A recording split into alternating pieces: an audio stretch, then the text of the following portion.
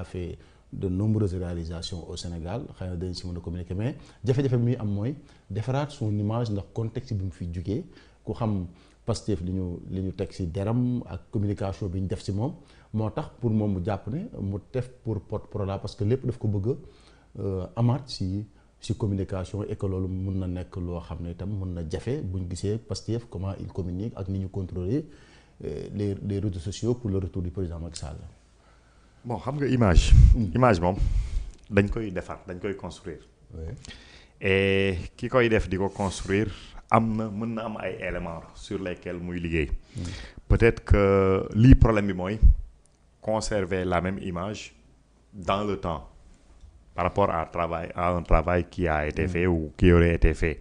soo seetloo à un certain moment alternance bu njëkk bi Macky Sall di alterner Abdoulaye Wade l'image de Karim Wade amul woon trop doole metti woon na trop pour nga xool Karim Wade wala pour nga dégg ci moom dara mais au fil du temps aujourd'hui soo présenté Karim Wade est-ce que sans moom mu def dara est-ce que image am rehaussé wul gënul jël de la valeur. ça veut dire que également pour Macky Sall dafay subir ce processus biñ ko fi alterner wala boog moom mu jeexal dem mais ki mu fi bëggoon bàyyi wala ki nga xamante ne mën na réclamer son héritage toogul ses contempteurs ñoom ñoo toog donc c'est parce que ñooñu ñiñ àndal bañ mën leen porter au pouvoir majoritairement ànduñu woon favorable ñu woon à Macky Sall. léegi dafa am ñaari yëf liñ doon wax ñu prouver ko génne ko par des actes romb cadre simple ay wax quoi Macky Sall moo fi def lii moo sàcc lii moo non aujourd'hui tu as les moyens et le pouvoir pour mën ko topp ci lépp loo xamante ne def na ko moom ak ay ñoñam loolu noonu ban résultat la génne soo weesoo loolu Macky Sall ci boppam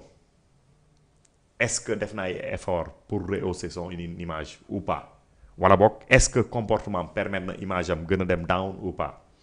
loolu tamit beneen affaire la mais mu am pour man lu ëpp solo image et peut-être que loolu nag am na leen lu muy def ci image bi mais mooy parce que image da nga koy polisser da nga koy defar polir ko ainsi de suite mais nit ki à l'évocation de son nom de ton nom lan la ñuy retenir lan la ñuy jàpp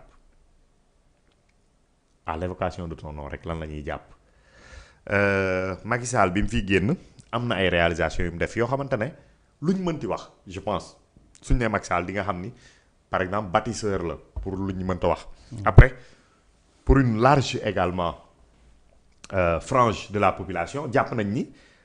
ci li nga xamante ne dañuy wax ni mooy liñ mënul laal daf ci lajj mooy la gouvernance par exemple daf ci lajj mais suy gën di dem lim fi def ci infrastructure moom toujours day visible mais gouvernance bi soo def nag dañ koy fàtte. dañ koy fàtte loolu tamit luy jouer en sa faveur la léegi restructuration bi nga xamante ne moom la Macky Sall def nag maintenant pour perspective future yi nga xamante ne moom moo nekk ci kanamam est-ce qu'il sera candidat ou pas on peut pas savoir mais en tout cas il ne s'est pas détourné de la politique et il semble travailler lui et son parti pour les échéances à venir mi ngi liggéey pour que son parti ne soit pas ridicule pour que son parti puisse être la locomotive d'une coalition wala lu ni mel lu mu ci mënti doon mais loolu man dama jàpp ni Macky Sall daf ci jël retard bien que dañuy saluer nag bi mu perte pouvoir ba léegi li nga xamante ne moom la def parce que yàgg naa ko wax fàllu dama jàpp ni 2022 au plus tard la Macky Sall waroon enclencher yenn restructuration yu am solo yi ci parti am bi nga xamante ne mi ngi téye pouvoir bi pour que justement son parti en tout cas mën a porter alternance boobu su fekkee mën nañu wax foofu noonu alternance mënoon na jox beaucoup plus de place et d'espace aux jeunes dans son parti et cela leur aurait permis en masse d'avoir mais gis nga Pape Malick Ndour taxawaayu Pape Malick Ndour du rek taxawaayu lu mu jàngee université mais dañ ko jox programme mu doxal ñu jox ko ministère mu doxal Mame Mbaye Niang xam nga lan la jàng formation première après peut-être mën a def d'autres diplômes aiguilleur du ciel maanaam ñiy wax ak avion yi pour ñu mën a wàcc pour ñu mën a dem nanga ainsi de suite mais suy wax nga xam ni manager public la man pour man bokk na ci ñi joxe tentative d'explication les plus plausibles ci li ñuy wax ci l'histoire des dettes cachées de nos chiffres et pourtant il n'est pas financier ou économiste à la base c'est-à-dire que dafa am formation boo xamante ne kase gis naa jox nañ ko wàllu économique yooyu mais s'il était passé ministre am na ñeneen ak ñeneen suñ jàlloon ministre peut-être que sax xëy na aujourd'hui duñ ne Macky Sall bàyyi na mais parti am yoratul nguur gi mais qu'il le fasse aujourd'hui c'est encore excellent léegi nag est-ce que jox na ku nekk par rapport à son profil parce que quand tu me dis Samba porte-parole chargé des entreprises mën na ko secrétaire xaw ma mën na ko mais pour man eu égard à son passage au HCCT mënoon nañ ko féetale par exemple ay les questions de décentralisation de territorialisation ak yooyu noonu yu mu liggéey la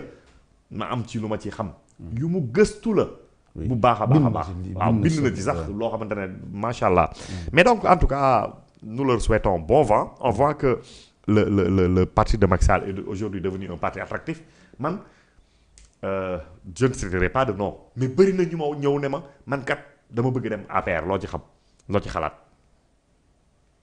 ça veut dire que le parti est aujourd'hui attractif c'est peut-être parce que également le PASTEF ne convainc pas alors que peut-être yeneen parti yi fi mënoon nekk mën fi xëccoog Macky Sall PDS xam nañ difficultés yi nga xamante ne ñoom lañ nekk parti socialiste ñoo ñëpp ñi ngi nekk ci ay difficultés wu gestion déjà de leur parti au quotidien balaa ñuy wax naan ëllëg naka la ñuy def et loolu moom mooy ouvrir peut-être la voie royale à l'APR pour que mu mën a nekk l'alternative léegi nag des na ci d'ici à élection yi Pastef lan la ñuy def dëgg-dëgg ak Ousmane Sonko fan lay féete lu am solo la d'accord dernière question politique mooy acte bi nga xam ne Diomaye def na ko jëmale ko ci président Diomaye président bon c'est pas peut-être l'acte qui nous intéresse trop mais le fait que mu joxe fukki bi coalition Diomaye président mais ñu siiwal ko Mimi Touré siiwal ko rendre ko public et tout ça ak ñi ànd ak moom ñu bëri jàpp ne li tax mu siiwal ko dafa nekk ci acte politique parce que bëri na ñoo xam ne président dina leen jox ay xëy na billet avion billet marketeur du ñu ko wax beneen bi mooy gis nañ tam tollé bi mu soulevé à travers les réseaux sociaux surtout ñi nga xam ne ñoo seq ak Pastef jàpp ne aujourd'hui le président Diomaye dafa nekk ci di def acte yoo xam ne ñoom dañ ko doon xeex mooy billet marque yi ñuy jël di ko may ak yooyu ñu jàpp ne jaaduwul. d'abord xam nga il faut ñu jël li ci dëgg ak li ci dul dëgg. ci dernière question bi. li ñuy joxe billet marque daaw ci assemblée bi amul benn régime bu ko mës a joxe. wax naa la ko fii. wax ma ko fii. wax nga ko. moonte moom loolu beneen problème la. xam nga toujours nag dama wax seen wax ñoom da nga ciy téye dara xaar ñetti fan ba xam naan la parce que mais président Mimi Touré. fësal na ne dañ ko jox ay billets. mais bu ko fësal ñu def ko sàcc.